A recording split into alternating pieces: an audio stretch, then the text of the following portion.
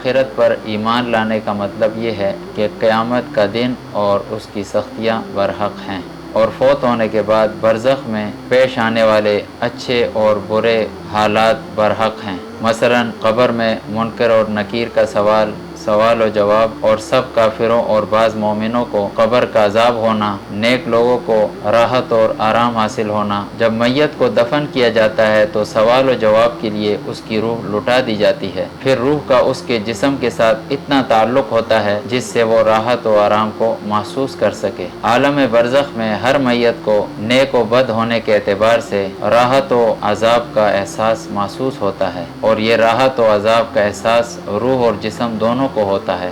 موت کے وقت جب روح نکالی جاتی ہے تو اللہ تعالیٰ اس کو مناسب مقام و مستقر پر پہنچا دیتے ہیں، اور وہ مقام عالم برزخ کہلاتا ہے، جو مرنے سے لے کر قیامت قائم ہونے تک کا زمانہ ہے۔ اس زمانے میں روح جس حالت میں بھی ہو وہ عالم برزخ میں ہوتی ہے۔ برزخ ایک پورا عالم ہے جس کے حالات انسان اور جنات سے مخفی ہیں اور پردے میں رکھے گئے ہیں، اور برزخ کے معنی پردے اور آڑ کے آتے ہیں۔ قبر بھی عالم برزخ کا ایک حصہ ہے، اور اگر کسی کو قبر میں نہ دفن کیا جائے یا اس کے جسم کے اجزاء جہاں کہیں بھی ہوں گے، اسی کو اس کے قبر کا حکم حاصل ہوگا۔ جب انسان فوت ہو جاتا ہے تو عالم برزخ میں اس کے پاس دو فرشتے آتے ہیں، جن میں سے ایک کو منکر اور دوسرے کو نکیر کہتے ہیں۔ آ کر پوچھتے ہیں تیرا رب کون ہے، تیرا دین کیا ہے، اور حضرت محمد صلی اللہ علیہ وسلم کے بارے میں پوچھتے ہیں یہ کون ہے۔ اگر مردہ ایماندار ہو تو ٹھیک ٹھیک جواب دیتا ہے، اور اگر مردہ ایماندار نہ ہو ان سب باتوں میں یہی جواب دیتا ہے کہ مجھے خبر نہیں۔ اسی طرح اگر میت ایماندار ہو تو اس کے لیے ہر طرح کا چین ہے، اور اس کے لیے جنت کی طرف سے کھڑکی کھول دی جاتی ہے جس سے ٹھنڈی ٹھنڈی ہوا اور خوشبو آتی ہے، اور وہ مزے اور سکون میں رہتا ہے۔ اور اگر میت ایماندار نہ ہو تو اس پر بڑی سختیاں اور عذاب ہوتا رہتا ہے۔ انسان اور جنات کے علاوہ تمام مخلوق میت پر عذاب ہونے کی حالت میں اس کی چیخ و پکار سنتی ہے۔ انسان اور جنات سے برزخ کے تمام حالات پردے میں رکھے گئے تاکہ ایمان بالغیب باقی رہے۔ قبر کا عذاب ہمیشہ کے لیے بھی ہوتا ہے، عارضی بھی۔ ہمیشہ کے لیے عذاب کفار اور بڑے بڑے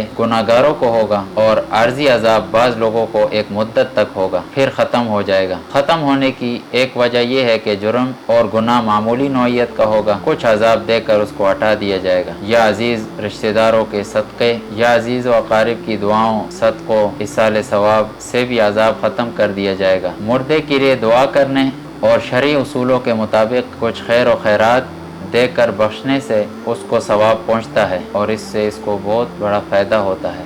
جو شخص میت کو کسی بھی قسم کے ایصال ثواب کو نہ مانے وہ اہل سنت والجماعت سے خارج اور بدعتی ہے۔ ہاں البتہ ایصال ثواب کے نام پر بدعت کرنا غلط ہے، اور اس کا انکار در حقیقت بدعت کا انکار ہے، نہ کہ ایصال ثواب کا انکار۔ برزخ و قبر میں ہر روح کو حیات حاصل ہوتی ہے اور اس کا جسم سے تعلق ہوتا ہے۔ مومن کی روح و جسم کا تعلق کافر کی روح و جسم کے تعلق سے قوی ہوتا ہے۔ مومن متقی اور ولی کی روح و جسم کا تعلق عام مومن کی روح و جسم کے تعلق سے قوی ہوتا ہے، یہاں تک کہ انبیاء کرام علیہم السلام کی روح اور جسم کا تعلق سب سے زیادہ قوی ہوتا ہے۔ یہی وجہ ہے کہ انبیاء کرام کے جسم اپنے قبروں میں محفوظ ہوتے ہیں۔ حدیث شریف میں آتا ہے اللہ تعالیٰ نے زمین پر انبیاء کے جسموں کو کھانا حرام کر دیا ہے۔ اسی وجہ سے انبیاء کرام کی وفات کے بعد ان کی ازواج مطہرات سے کسی کو نکاح کرنا جائز نہیں۔ حضور اقدس صلی اللہ علیہ وسلم نے قیامت کی